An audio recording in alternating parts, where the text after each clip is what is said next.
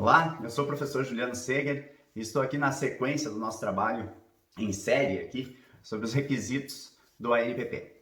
Então, só para a gente se situar aqui, para você que está chegando, o Processo Penal Sem Gravata, que é o nosso projeto de estudo sobre justiça penal negociada, ele tem o objetivo de fazer um estudo bem aprofundado aqui de todos os elementos que compõem aqui esse universo da justiça penal negociada.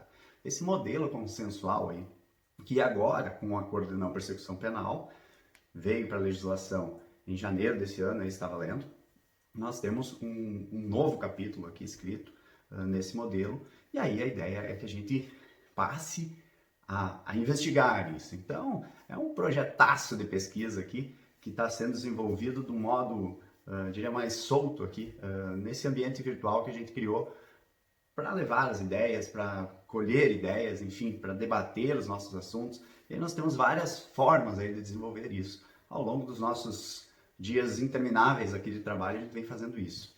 E, bom, nós tivemos aqui essa ideia de construir uma série de 4 capítulos para trabalharmos bem detalhadamente os requisitos. Por que foi feita essa construção?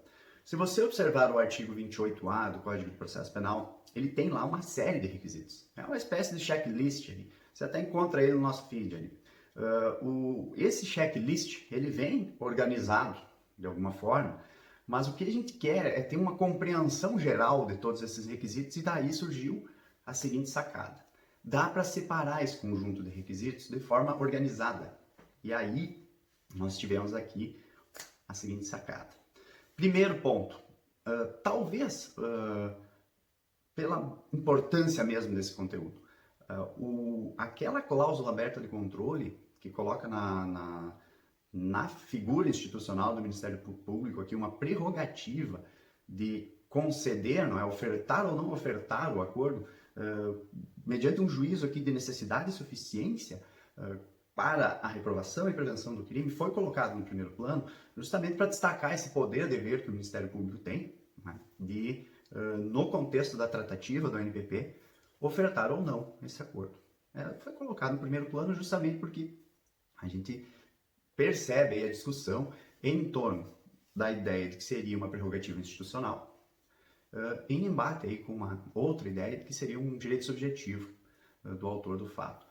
E tudo sinaliza, não é, que a coisa vai caminhar para reafirmar-se aí essa autonomia institucional do Ministério Público e essa política criminal acusatória que foi colocada em mãos do Ministério Público. Então, esse conteúdo a gente já trabalhou.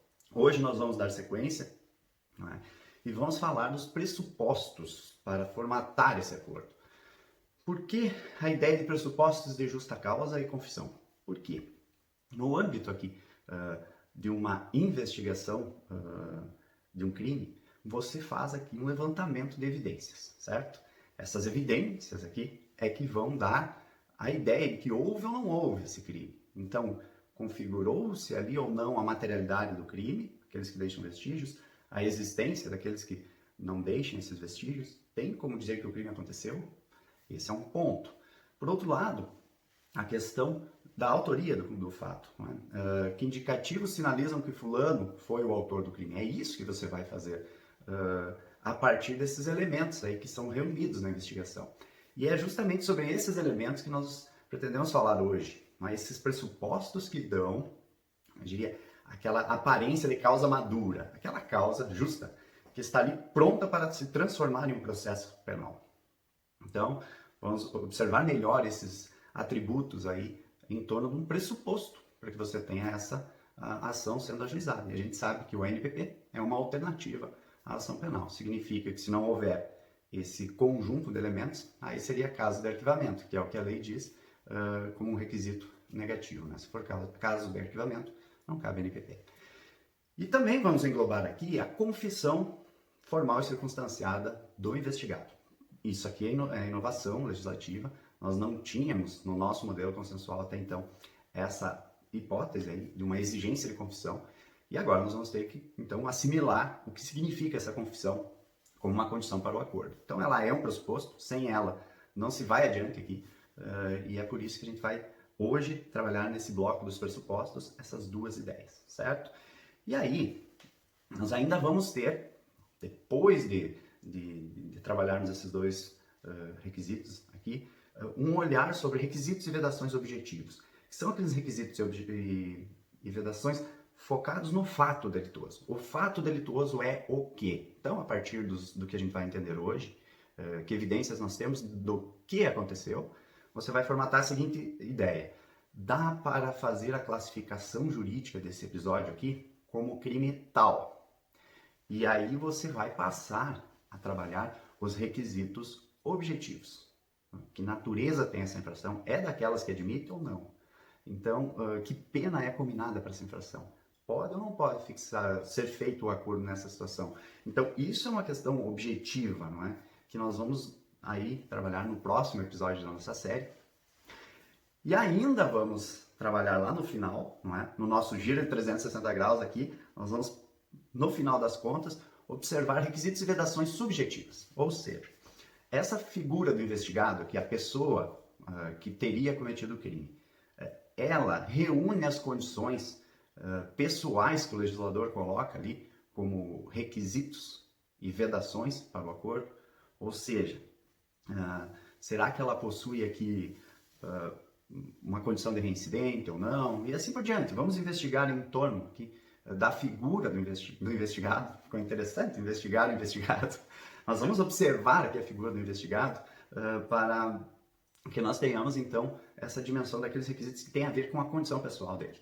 E o artigo 28A traz isso. Então, assim, a gente vai fechar a nossa série de requisitos do ANPP. Espero que você que está aí acompanhando, curta, compartilhe, deixe seu comentário, acessa lá no canal do YouTube, e agora a gente vai passar por um desenvolvimento mais aperfeiçoado desse conteúdo de hoje. Então, a ideia aqui é que a gente tenha esse canal para conversar, não é? Uma leitura sobre esse assunto, qualquer ideia nova que surja, uma crítica, uma sugestão, até elogio tá valendo.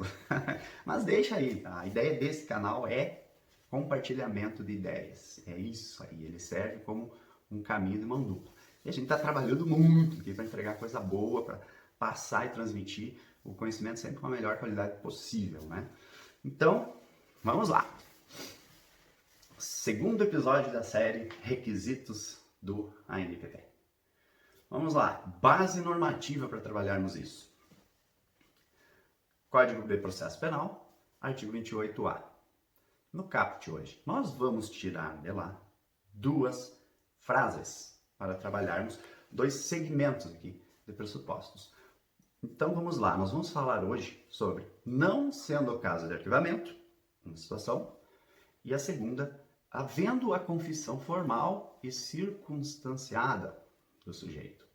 Ou seja, quando for situação em que cabe arquivamento, você vai ter aí um caminho rumo ao arquivamento. Resta ao Ministério Público promover o arquivamento. O ANPP deve ser celebrado naqueles casos em que você teria uma causa, não é, penal com áreas assim, ó, de que poderia vingar. Então, o que é a ideia? O acordo vem como uma alternativa para o processo, em que, naquelas situações, então, em que haveria uma justa causa para você mover o processo penal. E aí o acordo vem como esse caminho alternativo, não é? Então, esse é o primeiro bloco da nossa análise. E no segundo bloco, algo novo aqui. Nós temos aqui uma inovação legislativa quando nós falamos em confissão, algo diferente do que a gente vinha acompanhando nos outros institutos afins, não é? Que são institutos voltados para a solução abreviada aqui do conflito. E aí falo de transação penal e suspensão condicional do processo, que são aqueles institutos, eu diria, os primos irmãos aqui do ANPP, que eles estão na mesma lógica do consenso, eles procuram também solucionar de forma abreviada o caso penal, mas lá sem a necessidade de uma confissão formal, né? Tanto na transação quanto na suspensão condicional do processo. E aqui no ANPP nós temos essa exigência nova. Então vamos lá desbravar esses dois pressupostos. Mas antes vamos falar um pouquinho do porquê considerar esses pressupostos. Então, isso aqui vem na leitura antiga. Lá 20 anos atrás, quando você lê uma coisa boa, fica gravado, não é? Se você for observar lá aquelas hipóteses que a legislação processual traz para prisão preventiva, você vai ter ali no artigo 312, 13, um cenário, não é? No Código de Processo Penal, de quando cabe e quando não cabe prisão preventiva. E marcou muito uma lição do Midabete, que ele dizia o seguinte: você consegue separar as coisas em pressupostos, não é? Condições de admissibilidade, ou requisitos de admissibilidade, e depois ainda os fundamentos. Eu achei interessante aquela classificação. E ele dizia o seguinte: uma coisa é você perguntar em que situação cabe a prisão preventiva, os requisitos de admissibilidade. E aí o código teve várias mudanças no artigo 313. Hoje vamos imaginar crimes punidos com pena máxima superior a 4 anos. Vamos lá. Esses poderiam ensejar. É um requisito, não é? É o fundamento para garantia da ordem pública. Esse é o fundamento, não é? Mas ele coloca o seguinte: antes de mais nada, pergunte-se, existem os pressupostos para você decretar essa medida? E aí entrava justamente na questão da discussão sobre elementos da materialidade, não é? Indícios suficientes de autoria. Cadê os indicativos de que esse fato aconteceu? Não é? De que esse fato aconteceu. E alguns autores agora usam a expressão fumus comissi delicti, não é? Tem fumaça aqui de que foi cometido esse delito. Existem evidências para identificar isso. Então, de lá que vem essa inspiração para trabalhar na nossa série. Esses dois requisitos aqui, que em sentido lato, são também requisitos como os outros, mas eles têm essa pegada aqui relacionada a uma questão probatória. Então, vamos primeiro à justa causa e depois a questão da confissão. Eu vou usar aqui a expressão justa causa em sentido amplo. Tá? Tem um livro bacana sobre a NPP aqui do professor Mauro Messias. Ele trabalha lá a justa causa junto com as outras ideias que estão envolvidas, não é? Nesse ato complexo que você tem de opinião delicti. A gente já volta a isso. Aqui não, professor, nós vamos trabalhar justa causa como gênero. Então, basicamente a ideia é a seguinte: se você tiver uma causa, né, uma investigação, melhor dizendo, que tenha essa aparência, assim, que ela está brilhando como uma causa que pode vingar, não é? Então você tem justa causa para prosseguir. Se de alguma forma aparecer uma situação de opinião delicti negativa que diga, aqui não vai vingar, então você não pode seguir com a tratativa de acordo. É nesse sentido assim que esse conceito vai ser utilizado na nossa abordagem aqui. Então, feitos todos os esclarecimentos aqui, vamos adiante. Bueno, em que momento acontece a tal de ideia de justa causa? Então vamos lá. Quando o Ministério Público recebe elementos informativos aqui de uma investigação, sei lá, colhendo sua própria investigação, tema que está em discussão hoje no Supremo, pegando fogo, aí, poder investigatório de novo na pauta. O Ministério Público, então, recebe a investigação e aí passa a fazer a análise, não é? Que documentos eu tenho aqui, que depoimentos eu tenho, que outras evidências eu tenho aqui, sempre buscando o que aconteceu. Não é? E a partir do que aconteceu, vai ser feito o caminho. Bom, quem está envolvido? Porque, afinal de contas, uma investigação de crime, ela é diferente de uma reportagem qualquer. Na investigação, é óbvio que o sujeito investigador está em busca de evidências de um crime, certo? Ele está investigando para colher esses elementos. E é justamente esse caderno de investigação, eu diria assim, esse pacotinho aqui com as evidências que chega em mãos do Ministério Público. E aí vai ser feito um juízo a respeito da quantidade e qualidade desses elementos. E aí, caminhos a seguir. Essa é a fase chamada opinião delicti. É quando o Ministério Público vai formar a sua convicção a respeito daquele fato que está sendo investigado. Aconteceu? Quem foi o autor? Então, ali os caminhos são os seguintes. Num juízo positivo, está tudo ok, foram reunidas as evidências, lá vai o caso encaminhado ao modelo tradicional aqui de justiça penal, denúncia, instrução e, enfim, em busca da condenação. Esse é o caminho positivo aí da opinião delicti. Às vezes a coisa fica mais ou menos, não é? Como eu costumo trabalhar a questão da prova assim. Você tem, no momento do crime, uma espécie de... Você quebra um vaso ali e esparrama aqueles cacos pelo chão. A investigação vai juntar os pedaços aqui para reconstruir a ideia do que aconteceu, não é? Nem sempre essa organização dos elementos de convicção fica perfeita. Não é? No atropelo do dia a dia, com tantos e tantos casos a investigar, Não é segredo nenhum que as investigações, ora avançam muito bem, ora nem tanto.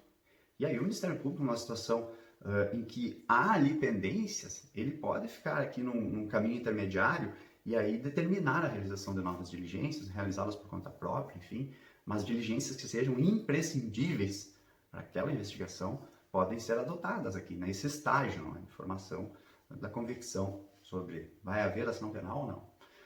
E aí chegamos ao ponto que interessa mais para hoje. Essa opinião de elite negativa, não é? A promoção do arquivamento do caso, quando que ela acontece?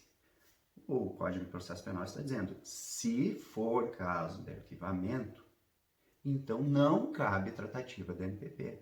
E aqui, mais uma vez, o NPP não é alternativa para o arquivamento. O NPP é alternativa para ação penal. Então, deve existir aqui, sim, uma causa daquelas que eu dizia, tem que ser uma causa com aparência de que vingue. Se o Ministério Público se deparar com uma situação de arquivamento, deve promovê-lo. Pronto. É esse o caminho. O NPP vai acontecer quando a coisa tiver essa aparência aqui, não é? De todos os elementos necessários para você denunciar. Opa! Então podemos abrir caminhos para as tratativas alternativas, não é? E aí vamos lá. O que é um caso de arquivamento? Situações simples. Causas extintivas de punibilidade que estão evidentes. Se tem uma causa extintiva de punibilidade, resta pedir sua declaração ao juiz, extinguir a punibilidade, pronto, arquivado. Outra situação, quando houver uma manifesta excludente aqui de tipicidade. Olha, esse fato não configura crime, está evidente. Olha, esse fato talvez até seja um fato típico, mas ele não é ilícito. Ele está manifestamente aqui, está manifestamente estampado aqui, uma situação de excludente ilicitude. Então, nesses casos, caberia sim um arquivamento. Mas assim, ó, situações manifestas, certo? Na dúvida sobre isso, o caminho correto a seguir seria sim a ação penal, para buscar um esclarecimento maior. Tá? Aqui se fala em arquivamento por excludente de ilicitude ou de tipicidade, quando a coisa estiver manifestamente clara nesse sentido.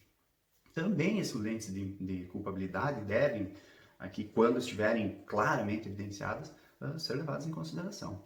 Ressalvando aqui a questão da inimputabilidade. Né? Se o sujeito é inimputável, aí a ação deve seguir, porque você tem outra dinâmica de trabalhar a questão principalmente não é, da criminalidade e loucura aqui. Você tem, dentro das causas de inimputabilidade aqui, um outro universo para trabalhar com a sanção adequada para essa situação, que seria a medida de segurança. Então, se o papo for inimputabilidade, não se discute aqui, não é? Segue a marcha da coisa para a gente superar isso. Uma questão que fica interessante seria, olha aí, vem os insights. Caberia NPP para inimputáveis? Mas aí nós vamos ter aí o nosso dia da pesquisa para ir adiante com isso. Hoje nós vamos voltar o foco para as evidências da materialidade, lembra lá? Pressupostos para as medidas cautelares no processo. Né? Evidências da materialidade, evidências da autoria. Eu estou chamando de evidência e não estou chamando de prova. Por quê? Porque o NPP foi pensado para um momento pré-processual. E eu não estou discutindo prova aqui. Estou discutindo só elemento de convicção, não é? Aquela evidência que está ali. Tem um auto de apreensão dos objetos do furto? Sim, depois ele vai servir como prova lá. Mas temos depoimentos dizendo que realmente esse material todo foi apreendido com o autor do furto. Opa, esse depoimento é um elemento de convicção. Ele é prova do crime? No sentido técnico ainda não. Ele está dando todas as tintas aqui. Vai se transformar em prova, mas prova é lá, no momento do processo, que você tem um crivo contraditório, né, de refutação e tudo mais, toda aquela contradita ali da instrução processual, e aí se um depoimento passa por esse crivo, você vai sim denominá-lo prova. Mas aqui não é isso que está em jogo. É um juízo preliminar, em que o órgão acusador do Estado vai formar sua convicção sobre o fato. E aqui, pessoal, esse ponto, sabe, esse resultado, melhor dizendo, dessa causa que vinga, não é? Ele é importantíssimo aqui, para você depois trabalhar o requisito objetivo. Se eu não encontrar que crime está configurado nesse caderno de investigação, eu não tenho condições de perceber depois se ele é um crime praticado com violência ou grave ameaça à pessoa, por exemplo. Eu tenho que me informar desse episódio. Também não teria condições, sem pegar esse episódio, passar por todo um crivo de adequação típica, ou seja, subir a legislação, verificar qual é o tipo penal previsto lá, aí fazer um enquadramento, não é? Essa subsunção aqui entre a norma, não é? Norma penal aqui, incriminadora, e o fato da vida. Então, fazer essa junção para eu ter a dimensão. É tal crime. Vamos imaginar o seguinte, é denunciação caluniosa. Opa, se é denunciação caluniosa, vamos lá. Artigo 239, hoje não pode falhar, minha memória médica é ruim. Mas vamos lá. Essa pena prevista é inferior a 4 anos? É. Opa, então cabe. Vejam a importância desse juízo, né, a respeito das evidências, que é a informação sobre o fato, que vai te dar toda a possibilidade de você adequar esse fato à norma e aí formatar a classificação jurídica. Isso aqui é uma denunciação criminosa, cabe. Por outro lado, isso aqui é um roubo, crime violento, não cabe, certo? Então, são essas aqui as repercussões que nós vamos buscar no próximo episódio sobre esse juízo acerca dos elementos informativos da investigação. Tá? E eu chamo de pressuposto de justa causa justamente para dizer assim, se houver ali elementos que deem uma aparência de uma causa madura ou de uma investigação madura a ponto de ter munição aqui para um processo penal tradicional, né? Ter bala na agulha aqui para denunciar um caso, certo? No sentido de construir ali ou estar construído ali um conjunto mínimo de evidências da materialidade, né? Indicativos da autoria. Então você tem, como diria Fernando Silva Jardim, uma justa causa. Então, esse é um ponto fundamental. Não é qualquer investigação, não, que vai levar a um ANPP. Ela tem que ser uma investigação com um resultado interessante. E aqui vem uma outra sacada, com aquela expressão disclosure, não é? Que a gente vai importar aqui alguma coisa. Já traduzindo, a revelação dos elementos, certo? A revelação dos elementos da investigação, ou seja, apresentar aqui as evidências ao investigado, né, é um ato de boa-fé objetiva que se impõe ao órgão do Ministério Público. No sentido de não guardar cartas na manga, não usar nenhum tipo de pressão, é simples assim. É uma questão de honestidade no trato negocial, que é a proposta do ANPP. Então, no momento em que vai ser feita a tratativa, deve vir para cima da mesa aqui toda essa conformação de evidências. Está aqui, ó. As evidências apontam que isso aconteceu. E aí, isso é pressuposto para que o sujeito que está estabelecendo a tratativa, orientado por seu advogado que está observando aquilo, essas evidências aqui são realmente evidências importantes, não tem como negar. Então, olha, no fim das contas, está na tua livre escolha, mas realmente o que está sendo dito aqui é vero, não é? Está aqui um conjunto de evidências que podem te levar a um processo depois, que podem te colocar no banco dos réus. Então, a escolha é sua, não é investigado. Mas é um papel importante do advogado na interpretação disso tudo. Então, no contexto da tratativa, tem esse momento de colocar as coisas, não é? Colocar as cartas aqui sobre a mesa, para estabelecer uma negociação pautada pelo princípio da boa-fé objetiva. E aí a revelação, por parte do Ministério Público, a tradução livre aqui, essa revelação sobre as evidências deve aparecer. Bueno, então já vimos aqui o que significa todos esses pressupostos envolvidos aqui na causa que pode vingar, não é? Então vamos nós ao novo em matéria de consenso no Brasil. Caramba, se você for para o artigo 76 da Lei 9.099, você tem algo interessante. A proposta de transação será ofertada pelo Ministério Público. E ali, dentro das chamadas infrações de menor potencial ofensivo, acontece uma proposta de lá, não é? O Ministério Público, uma aceitação de cá.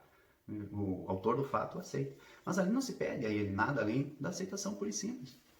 Ele não está confessando que cometeu a infração. Mesma coisa acontece lá na suspensão condicional do processo. Aí, artigo 89 da Lei 9.099. O Ministério Público denuncia aqueles casos medianos, né? Pena mínima que não passa de 1 ano.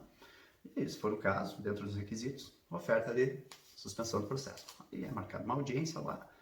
O sujeito, acompanhado também de seu defensor, vai entender aquela proposta de acordo. Sim, eu topo. E aí, está fechado o acordo, sem necessidade de confissão. Agora o ANPP, que já trazia isso na resolução do Conselho Nacional, né, essa exigência de uma confissão formal e circunstanciada, lá, ou confessado formal e circunstancialmente aqui, cara, você vai ter que dizer que ele praticou o crime. Simples assim.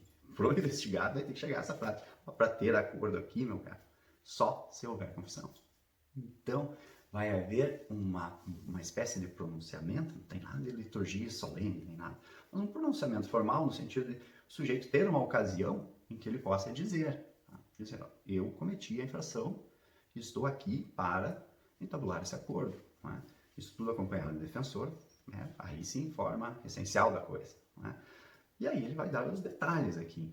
Então, o que é essa novidade de confissão formal e circunstancial? Vamos chamar assim. Né?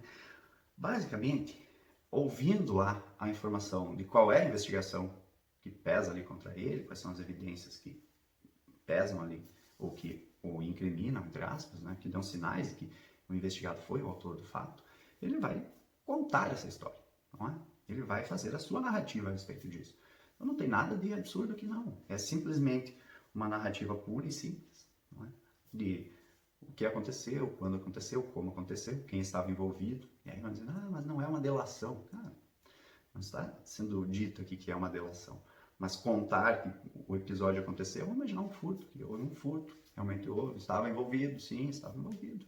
E aconteceu assim, eu, fulano e Beltrano, não é? Praticamos o furto. Pô, qual é a questão por trás disso tudo? Assim, não, mas não pode forçar o sujeito a delatar alguém. Estamos trabalhando com uma condição para o acordo e exige, e agora volta para a mesma boa-fé objetiva que a gente falou antes. É muito interessante, né, no modelo do conflito como se exige do outro e não se entrega de sua parte. Né? Aqui o papo é diferente.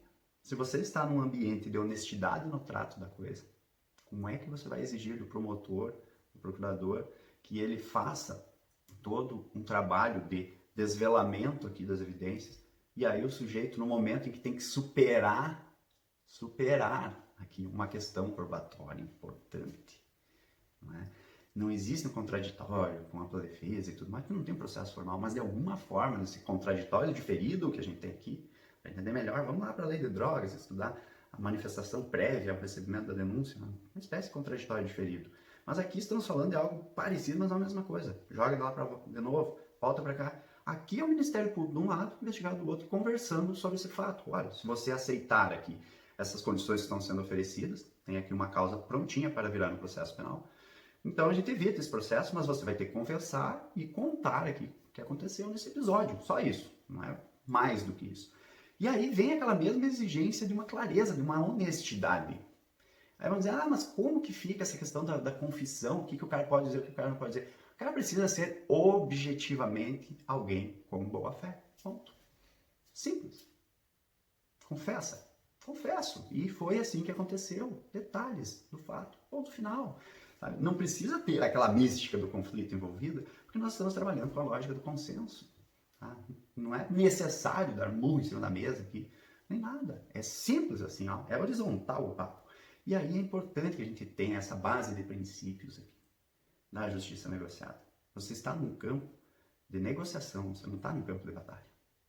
Então, o que orienta tudo aqui é a lógica da boa-fé objetiva. Não é contraditório e ampla defesa. Não é choque, embate, é clareza. É papo reto, olho no olho. Vamos negociar a solução desse caso. Então, sobre a confissão, fica essa primeira observação. O que o sujeito tem que dizer? A verdade dele. Obviamente, ele não vai contar a história pelos olhos do outro. Ele vai contar aquilo que ele viveu ali. Talvez não bata direitinho com o que a investigação diz, porque talvez o outro tenha observado diferente o que aconteceu. Vários depoimentos dizendo que foi assim, ele diz, não foi bem assim. Tá valendo, certo? Mas, por favor, essa confissão não pode ser daquelas qualificadas com essa característica que eu vou falar agora. Ah, eu fiz tudo, mas foi em legítima defesa. Eu fiz, mas foi em estado de necessidade. Ou seja, o sujeito que tem uma boa formação jurídica, já entende o que é uma legítima defesa, um estado de necessidade, talvez tenha perguntado isso para o seu advogado, o advogado explicou, olha, legítima defesa é isso, estado de necessidade é aquele outro.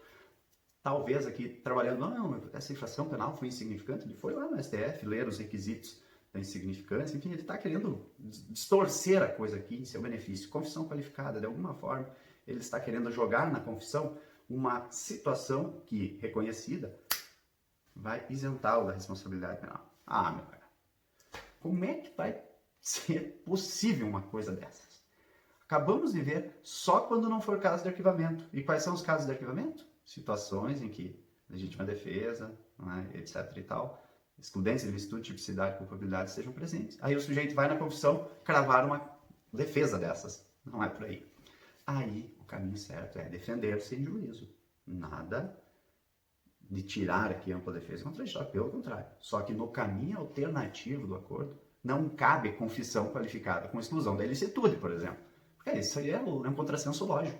Se é a casa de arquivamento, não pode ir adiante a tratativa. Então essa confissão não deve ser tomada assim, certo? Ela não pode ter esse conteúdo aí de exclusão do crime. Daí não caberia ação, isso não caberia ação, não cabe acordo. É só a lógica. Mas cuidado, uma confissão, eu vou chamar aqui qualificadinha, no sentido de trazer alguma situação que possa contribuir em termos de atenuante. O promotor não vai medir pena, mas ele tem um juízo de proporcionalidade a fazer, para estabelecer medidas, não é? Alternativas à prisão. O Ministério Público vai ouvir o que o sujeito tem a dizer, vai entender o complexo daquele fato concreto, para daí encaminhar as condições que nós temos ali nos incisos, não é? Inclusive com uma condição aberta. Não é importante. Se o sujeito tem algo a dizer aqui na sua confissão que de alguma forma possa demonstrar que essa infração não foi tão grave assim, acredito que aí sim poderia ser conciliado tudo isso. E aí vamos nós, forma que essa confissão deve tomar, não é? Esse formal, normalmente é uma gravação audiovisual, não é? Uma filmagem aqui que toma todo o ambiente da sala em que o sujeito está fazendo seu relato sobre o fato, na presença do seu advogado, não é? E do órgão do Ministério Público ali. Depois se assina um termo aí de confissão, formalidades do dia a dia, não é? Daria para se pensar numa instrumentalidade diferente? Talvez sim, mas como é um pressuposto tão importante, acredito que algum rigor deve ser preservado. Tanto que essa confissão consta no próprio corpo do acordo, não é? Fica ali registrado que ele confessou espontaneamente lá todos os detalhes do episódio, na presença do defensor, conforme as mídias que estão inclusas, não é? Conforme o termo incluso de confissão. Então é isso. Ela deve ter esse certo rigor, assim, porque ela registra ali algo importante, não é? Temos que ter um registro forte dessa confissão aqui, para que possa ser validado esse acordo. E aí as questões que vêm, aí para finalizar o nosso giro pelos pressupostos, são as seguintes. Será que dá para estabelecer aqui uma certa... Que valor poderia ser dado para essa confissão, melhor dizendo, na situação de você ter rescisão do acordo? O sujeito descumpriu as condições, foi rescindido o acordo, mas ele confessou. E aí vão jogar a mídia da confissão lá no caso penal, que vai aparecer depois. Se ele não cumpriu as condições, volta a correr a persecução, não é isso? A gente já estudou isso aí, não é? No caso da transação descumprida, não é? E agora no NPP é claro na lei. Não havendo o cumprimento das condições, prossegue o feito aí. Então, seria possível utilizar? Olha, institucionalmente o Ministério Público tem trabalhado com a seguinte tese. Vai constar como um elemento informativo, sim, na ação penal. Não tem como descartar isso. Obviamente, vai ter que ser conjugado com os outros elementos de prova, daí sim, no processo, mas é um elemento a mais. Essa nem poderia ser outra, a posição do Ministério Público. Agora, o valor que vai ser dado a isso, vamos aguardar os descumprimentos aí das condições e os julgamentos que vem por aí, não é? É algo a amadurecer ainda. Mas me parece que tirar a característica de um elemento de convicção seria algo não razoável aqui. Não? Então, talvez isso seja o caminho que venha a ser trilhado. Tá? Outra situação, e se nessa investigação houver dois elementos, né, sujeitos aqui envolvidos? A gente falou lá, um furto qualificado pelo concurso de pessoas. É uma situação que chama. Um dos autores fecha o NPP e a pergunta pode constar na cláusula que essa confissão dele, que também aponta o outro autor, esse depoimento aqui vai ser prestado em juízo depois para incriminar o outro, que talvez não tivesse aqui condições pessoais para fechar o acordo? É um reincidente em crime doloso, aí não tem discussão nenhuma. Poderia? Reincidente específico em crime de furto. Aí não tem choro, né? Não vai ter condições de fazer um acordo. Mas aí, veja, poderíamos forçar a pessoa que está fazendo o acordo a depor em outro caso? Agora me parece que houve um exagero aqui na ideia. Vamos lá. Vamos compreender a confissão no contexto em que ela está inserida. É uma condição para um acordo. E se encerra ali. Talvez venha como um elemento de convicção se o sujeito descumprir o acordo. Pode ser, está em discussão, vai ser discutido. Agora, dizer que o sujeito vai ser obrigado a depor contra o autor do fato, aí parece que extrapola um pouco. Então, nesse ponto aí, eu diria assim, questão de intuição mesmo, e já algum conceito formado, tá? Então não é mera opinião. Parece que a coisa passa dos limites aqui. Essa imposição não parece ser viável aqui, juridicamente. Então, meus caros, finalizamos aqui a nossa rodada 2 dos requisitos, tá? Fechando os 180 graus aqui da coisa. Né? Olhamos muito para o objeto da investigação, né? O resultado da investigação hoje. Olhamos bem para a confissão por parte do investigado e agora conseguimos captar o conteúdo dos pressupostos. Por que nós chamamos de pressupostos? Sem essa massa aqui, ó, chamada justa causa, conjunto de elementos de convicção de uma causa que pode vingar, e essa confissão por parte do investigado, nós não superaríamos uma questão probatória, eu diria uma questão de formação de convicção madura aqui, para entabular-se um acordo. E sempre lembrando que isso aqui tem que ser visto com os olhos da mentalidade negocial. Total boa-fé objetiva, certo? É com clareza, com essa lucidez de quem está numa mesa redonda e não numa arena, que a gente vai trabalhar esses pressupostos, não é? Para fecharmos aqui a ideia em torno do que aconteceu e quem foi o autor. E se há uma causa madura aqui para um ajuizamento de denúncia, e aí seria o caso da alternativa do acordo. Sem isso não vai. Sem a confissão do sujeito não vai. Então, mais 2 requisitos ou critérios de admissibilidade do NPP fechadinhos hoje. Próxima chamada, não é? Episódio 3. Nós vamos de requisitos objetivos. Fechou? Ah, não esquece. Deixa lá o seu like. Esse conteúdo foi feito daquele jeito no Capricho. Então, deixa teu like, teu comentário. Eu brinco sempre, tá valendo crítica, tá valendo sugestão, mais que ouro, e até elogio. Valeu, até o próximo episódio então.